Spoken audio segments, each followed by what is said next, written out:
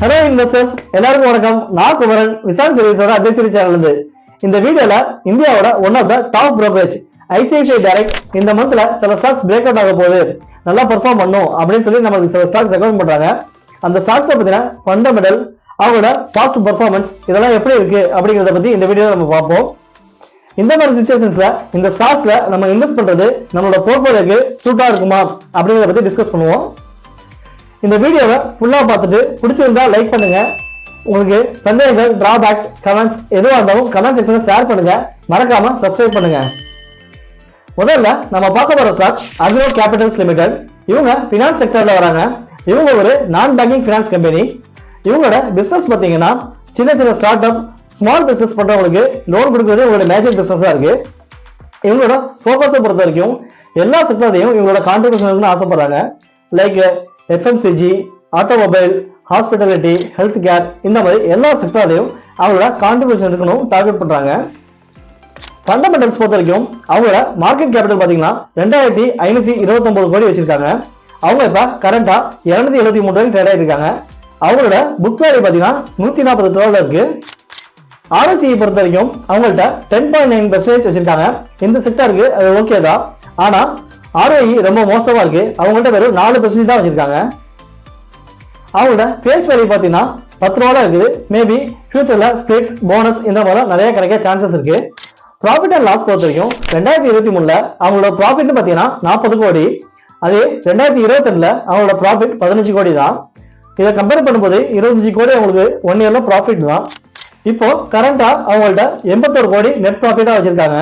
மொத்தத்துல இந்த ஸ்டாக்கோட கீ பாயிண்ட்ஸ் பாத்தீங்கன்னா, ஒன்னு, அவங்கள்ட்ட சேல்ஸ் க்ரோத்தும் ப்ராஃபிட் க்ரோத்தும் ரொம்ப நல்லா இருக்கு, ஆனா ரிட்டர்ன் ஆன் ஈக்விட்டியை பொறுத்த வரைக்கும் ரொம்ப மோசமா இருக்கு. ரெண்டாவது விஷயம், இன்வெஸ்டர்ஸ் பொறுத்த வரைக்கும் பப்ளிக்கும் ஃபாரின் இன்வெஸ்டர்ஸும் தான் இந்த ஸ்டாக்கை காப்பாத்திட்டு இருக்காங்க. அடுத்து நம்ம பார்க்க போற stock SBI cards and payment services limited. இவங்களும் பினான்ஸ் செக்டர்ல தான் வராங்க. இவங்களும் ஒரு non banking finance company.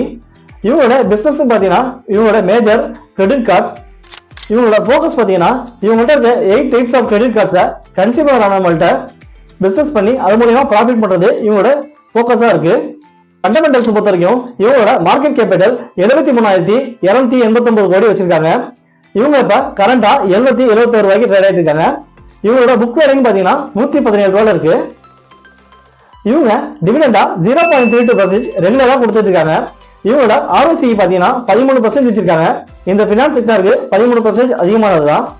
ROE பொறுத்த வரைக்கும் இவங்க 25% வச்சிருக்காங்க. இவங்களோட ஃபேஸ் வேல்யூ 10 ரூபாயா இருக்கு. ஃபியூச்சர்ல ஸ்பிளிட், போனஸ் இந்த மாதிரி நிறைய ஆஃபர்ஸ் கிடைக்க நிறைய சான்சஸ் இருக்கு. ப்ராஃபிட் அண்ட் லாஸ் பொறுத்த வரைக்கும் 2023 அவங்களோட ப்ராஃபிட் பாத்தீங்கன்னா 2258 கோடி அவங்க ஏர்ன் பண்ணாங்க. இப்ப அவங்கள்ட்ட கரண்டா 2302 கோடி அவங்களோட ப்ராஃபிட்டா வச்சிருக்காங்க. இந்த ஸ்டாக்கோட கீ பாயிண்ட்ஸ் அப்படின்னு பாத்தீங்கன்னா இவங்கள்ட்ட sales growth, profit growth, return on equity இப்படி எல்லா வகையிலையும் இந்த ஸ்டாக் அவங்களோட பெர்ஃபார்மன்ஸ் நல்லா கொடுத்துருக்காங்க. அவங்களோட டிவிடெண்ட் ரேஷியோ ரெகுலரா அவங்க கொடுத்துட்டு வந்திருக்காங்க. அவங்களோட ப்ராஃபிட் ரெக்கார்டும் ஏர்னிங் பெர் ஷேரும் கிராஜுவலா இன்க்ரீஸ் ஆயிருக்கு. இதெல்லாம் இந்த கம்பெனி இந்த ஸ்டாக்கோட கீ பாயிண்ட்ஸ். அடுத்து நம்ம பார்க்க போற ஸ்டாக் ஹீரோ மிண்டா. இவங்க ஆட்டோ ஆன்சிலரிஸ் செக்டர்ல வராங்க. இவங்களோட பிசினஸ் பாத்தீங்கன்னா ஆட்டோமொபைல் செக்டருக்கு தேவையான ஸ்பேர் பார்ட்ஸ் மேனுஃபேக்சரிங் பண்றது இவங்களோட பிசினஸ். 2 வீலர், 3 வீலர், 4 வீலர், அப்புறம் கமர்ஷியல் வெஹிக்கிள்ஸ் இந்த மாதிரி வெஹிக்கிள்ஸ் தேவையான ஆட்டோமேட்டிவ் சுவிட்சஸ், சீட்ஸ், லைட்டிங்ஸ் இந்த மாதிரி ப்ராடக்ட்ஸ் மேனுஃபேக்சரிங் பண்றது இவங்களோட பிசினஸா இருக்குது. இவங்களோட போக்கஸ்ல பாத்தீங்கன்னா இவி டிவிஷன்ல எலக்ட்ரிக் வெஹிக்கிளுக்கு தேவையான பார்ட்ஸ் எல்லாமே மேனுஃபேக்சரிங் பண்ணணும். இதுதான் இவங்களோட போக்கஸா இருக்கு. ஃபண்டமெண்டல்ஸ் பொறுத்த வரைக்கும் அவங்களோட மார்க்கெட் கேபிட்டல் பாத்தீங்கன்னா 38,079 கோடி வச்சிருக்காங்க. அவங்க இப்ப கரண்டா 664 ரூபாய்க்கு ட்ரேட் ஆயிருக்காங்க. அவங்களோட புக் வேல்யூ 77 ரூபா தான். அவங்க டிவிடெண்டா 0.22% ரெகுலரா கொடுத்துட்டு இருக்காங்க. அவங்கள்ட்ட ஒரு டீசென்டான ஆர்ஓஇ, ஆர்ஓசிஇ இருக்கு. அவங்களோட ஆர்ஓசிஇ பொறுத்த வரைக்கும் 12% வச்சிருக்காங்க. ஆர்ஓஇ பொறுத்த வரைக்கும் 17% அவங்க மெயின்டைன் பண்ணிட்டு இருக்காங்க. அவங்களோட ஃபேஸ் வேல்யூ பாத்தீங்கன்னா 2 ரூபா இருக்கு. இது மூலமா ஃபியூச்சர்ல ஸ்பிளிட் கிடைக்க சான்சஸ் இருக்கு. அவங்களோட ப்ராஃபிட் அண்ட் லாஸ் பொறுத்த வரைக்கும் 2023 அவங்க 700 கோடி வரைக்கும் ப்ராஃபிட் வச்சிருந்தாங்க.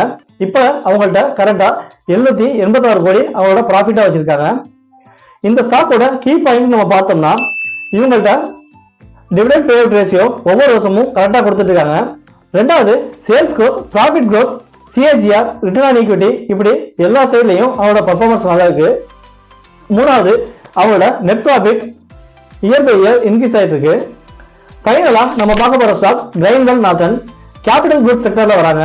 இவங்களோட பிசினஸ் பாத்தீங்கன்னா அப்ரசிவ், செராமிக்ஸ், பிளாஸ்டிக்ஸ் இந்த மாதிரி ப்ராடக்ட் மேனுஃபேக்சரிங் பண்றது இவங்களோட பிசினஸா இருக்கு. இவங்களோட ஃபோக்கஸ் பாத்தீங்கன்னா இவி செக்டர்ல, ரயில்வேஸ்ல, ஏரோஸ்பேஸ்ல, அப்புறம் டிஃபென்ஸ்ல இந்த மாதிரி செக்டர்ல அவங்களோட கான்ட்ரிபியூஷன் இருக்குன்னு பாக்குறாங்க. ஃபண்டமெண்டல்ஸ் பொறுத்த வரைக்கும் இவங்களோட மார்க்கெட் கேபிட்டல் பாத்தீங்கன்னா 25,937 கோடி வச்சிருக்காங்க. அவங்க இப்ப கரண்டா 2,343 ரூபாய்க்கு ட்ரேட் ஆயிட்டு இருக்காங்க. அவங்களோட புக் வேல்யூ 117 ரூபாய் வச்சிருக்காங்க. அவங்க டிவிடெண்டா 0.62% ரெகுலரா கொடுத்துட்டு வராங்க.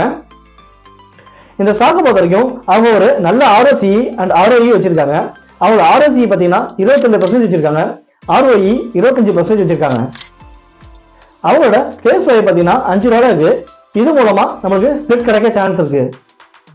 இந்த ஸ்டாக்கோட ஆடட் அட்வான்டேஜ் என்னன்னு பாத்தீங்கன்னா இவங்களோட டெப்ட், இவங்கள்ட்ட கடன் அதிகமா கிடையாது.